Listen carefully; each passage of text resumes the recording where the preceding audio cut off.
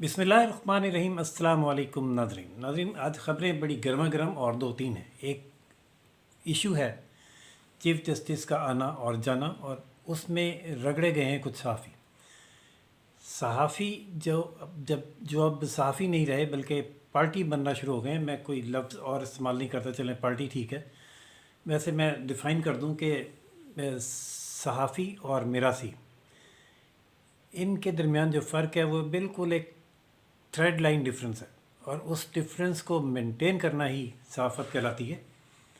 सहाफ़ी का काम सवाल करना है, बदतमीज़ी करना या किसी को बेइज्जत करना नहीं।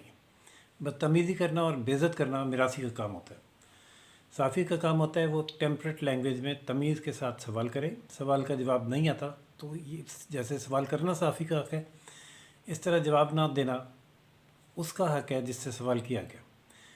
जवाब ना देने से भी बहुत कुछ आश्कार हो जाता है और सहाफ़ी की ख़बर बन जाती है। लेकिन हुआ यह है कि गुज़िश्ता रोज़ चीफ़ जस्टिस के साथ कुछ सहाफ़ियों ने ऐसा रवैया अख्तियार किया कि जो सुप्रीम कोर्ट की तंजीम है पास, उसको अब ये ख़तरा पैदा हो गया है कि कहीं सुप्रीम कोर्ट पर की कवरेज पर सहाफ़ियों पर मज़ीद कोई सख्त पाबंदियाँ ना लगनी शुरू हो जाएँ। इसलिए एक तहकीकाती कमेटी बना दी गई। एक तो इस तहकीकात रिवायत रही है अब तक कि जब जब भी कोई चीफ़ जस्टिस रुखसत होता है तो उसको बहुत बाइज़्ज़त तरीके से एक रेफरेंस देकर रुखसत किया जाता है। और रेफरेंस ये होता है कि अदालत में तमाम हाजिर जजेस बैठते हैं और बार के सदर, पाकिस्तान बार के सदर और सीनियर वकील के अलावा जो सीनियर मोस्ट जज है वो जाने वाले जज की कारकर्दगी बयान करता है और उनके अच्छे फ़ैसले जो हैं वो उनका तज़किरा करता है, और उनकी शख्सियत के बारे में जो तासुर रहा है, यानी तारीफ़ें तकरीबन वो बताई जाती हैं और की जाती हैं।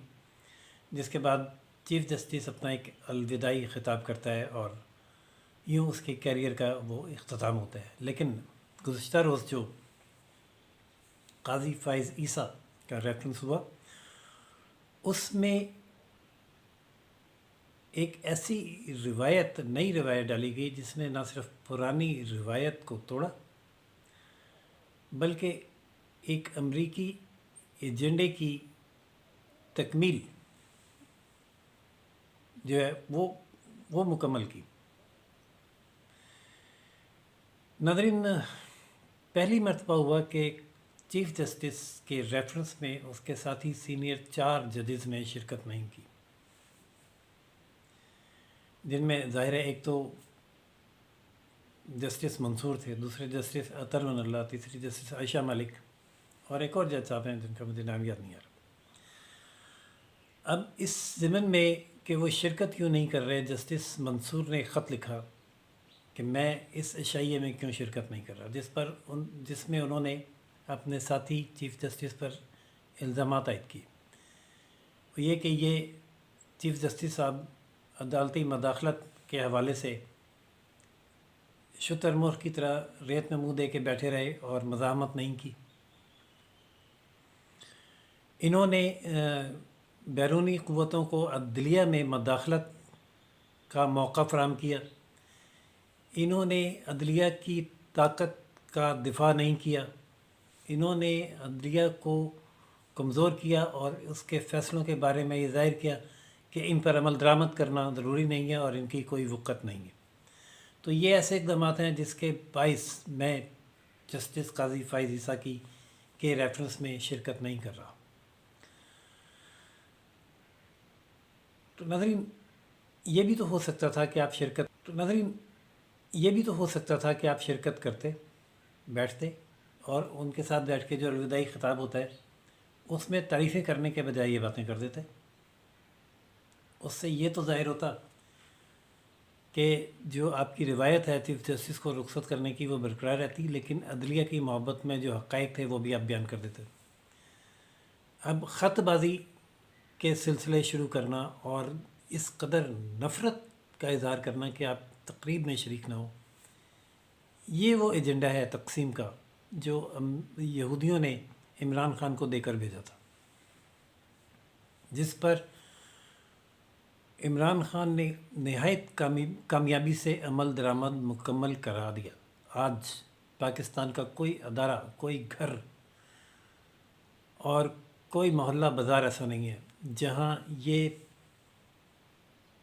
نفرت پیدا آپ کو نہ نظر آئے۔ جسٹس منصور علی شاہ نے ایک طویل خط تو لکھ مارا کہ قاضی نے یہ نہیں کیا، قاضی نے وہ نہیں کیا، قاضی نے عدلیہ کے لیے یہ کیا، قاضی نے عدلیہ کے لیے وہ کیا، لیکن قاضی صاحب جب چیف جسٹس تھے، جب آپ ان کے سبارڈینیٹ تھے، تو انہوں نے بھی یہ خط لکھ کے آپ سے پوچھا تھا کہ بھائی آپ نے یہ جو وضاحتیں جاری کی ہیں، یہ نہ درخواست آئی، نہ آپ سے صدا کی گئی، نہ آپ نے کاز لسٹ جاری کی، نہ آپ نے نوٹس کیا، نہ آپ نے سماعت کیا، آپ نے چیمبر میں بیٹھ کے وضاحت جاری کیسے کر دی، اور وہ میرے نوٹس میں اور مین کاپی جمع ہوئے بغیر ویب سائٹ پہ کیسے اپلوڈ ہو گئی؟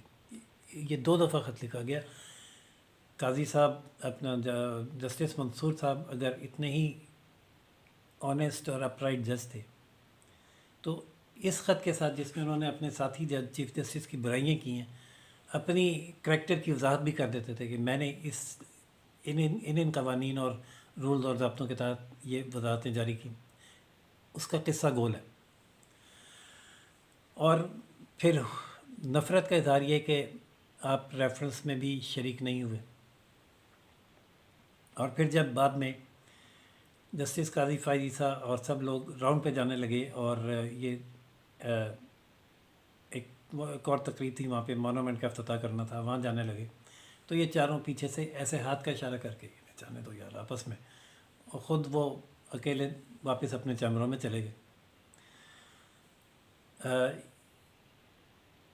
اب جب چیف جسٹس صاحب باہر آئے تو صحافیوں سے سامنا ہوا۔ اب ہمارے کچھ صحافی دوست ایسے ہیں، میں نام نہیں لیتا، سب کو معلوم ہے، بلکہ خاص طور پر 2، اور ان میں سے بھی اسپیشلی ایک، وہ جب ان کی جو صحافت میں ان کا جو وجہ شہرت ہے وہ ہے ہی بدتمیزی۔ گزشتہ روز جب چیف جسٹس صاحب باہر آئے تو ان کے سامنے پھر کیمرہ منہ پہ رکھ کے اور راستے روک کے اسی طرح کے سوالات کرنا شروع کر دیے کہ کیا آپ کو کوئی اپنے کسی فیصلے پر افسوس ہے، کیا آپ سمجھتے ہیں کہ آپ نے یہ ٹھیک کیا، کیا آپ پتہ نہیں اور کیا کیا۔ اب وہ جواب نہیں دے رہے، وہ خاموشی سے دوسری طرف جا رہے ہیں، بلکہ انہوں نے یہ کہا کہ بھائی یہ ایک مہذب معاشرہ ہے نا، آپ راستہ تو چھوڑیں گے کہ نہیں، راستہ تو چھوڑ دیں۔ یہ کہہ کے انہوں نے راستہ لیا، اور جو پہلی دفعہ ایسا ہوا ہے کہ صحافیوں کے رویے سے بدظن ہو کر جو انکمنگ چیف جسٹس سے یحییٰ افریدی اپنے ساتھی جج کے ساتھ ایسے ناروا سلوک پر نالاں ہو کر وہاں سے چلے گئے، ان سے برداشت نہیں ہوا۔ جس کے بعد اب یہ امکان پیدا ہوا فیوچر میں کہ صحافیوں پر جو نئے چیف جسٹس صاحب ہیں ان کی طرف سے کچھ پابندیاں اور قدغنیں عائد کی جائیں گی، جس کو پری ایمپٹ کرتے ہوئے جو سپریم کورٹ کی صحافیوں کی تنظیم ہے، جس کے صدر اس وقت میاں عقیل صاحب ہیں، انہوں نے ایک تحقیقاتی کمیٹی تشکیل دے دی ہے، جس میں یہ تعین کیا جائے گا کہ صحافیوں نے کس حد تک غلط کیا، اور آئندہ کے لیے کیا ان کو وارننگ دی جائے یا ان پر پابندی عائد کی جائے۔ یہ کمیٹی جو ہے یہ ناصر اقبال اور حسنات ملک اور غلام نبی یوسفزئی پر مشتمل کمیٹی ہے جو تحقیقات کرے گی، لیکن کیا تحقیقات کرے گی، کس نتیجے پر پہنچے گی، یہ میں ابھی کوئی پریم نہیں کر سکتا، لیکن مجھے اس کمیٹی سے بھی بہت زیادہ توقعات نہیں ہیں۔ جو بھی یہ کمیٹی فیصلہ کرے گی ناظرین، اس سے بھی آپ کو آگاہ کریں گے، اور جو ایک نفرت کا ایلیمنٹ جو میں نے آپ کو بتایا کہ ہر ادارے میں، ہر گھر میں پیدا ہو چکا ہے، فوج لڑ رہی ہے، سیاستدان لڑ رہے ہیں، جوڈیشری اس حد تک نفرت کی حد تک لڑنا شروع ہو گئی ہے، گھروں میں یہ نفرت اتنی پیدا ہو گئی ہے کہ اگر باپ کوئی بات کرے پی ٹی آئی کے خلاف تو بیٹا اس کو گالیاں دینے پہ آ جاتا ہے، اور بیوی جو ہے وہ شوہروں سے لڑ رہی ہیں اور ان سے طلاقیں مانگنے تک پہنچ جاتی ہیں، اور جج صاحب فیصلہ کرنے کے بعد بیوی کو واٹس ایپ کرتے ہیں کہ تمہارے لیڈر کے حق میں فیصلہ کر دیا، اب تو خوش ہو۔ یہ وہی جسٹس منصور علی شاہ ہیں جنہوں نے 8 ججوں کے ساتھ مل کے ایک ایسا ریلیف دیا جس کا نہ کوئی مدعی نہ استدعا، اور اس کے بعد انہوں نے بیوی کو فون کیا کہ تمہاری فرمائش پوری کر دی ہے۔ یہ اس جوڈیشری کا حال اس دور میں ہو گیا جو انتہائی افسوسناک ہے۔ نئی ترمیم آئی ہے، اس ترمیم کے ذریعے عدلیہ میں کچھ اصلاحات سامنے آئی ہیں، جس میں ایک کانسٹیٹیوشنل بینچ ہی الگ بنا دیا گیا ہے جو اب صرف آئینی درخواستوں کی سماعت کرے گا، اور باقی کے ججز جو ہیں وہ سیاست کرنے کے بجائے عام عوام کے مقدمات سنیں گے۔ دیکھتے ہیں کہ یہ نئی ترمیم عدلیہ میں کس حد تک ہم آہنگی اور استحکام پیدا کر پاتی ہے۔ جو بھی صورتحال ہوئی ناظرین، اس سے بھی آپ کو آگاہ کریں گے۔ اب تک کے لیے اتنا ہی، اجازت دیجیے راشد کو، روشن پاکستان نیوز سے۔ چینل لائک، سبسکرائب اور شیئر کرنا نہ بھولیے گا۔ اللہ حافظ۔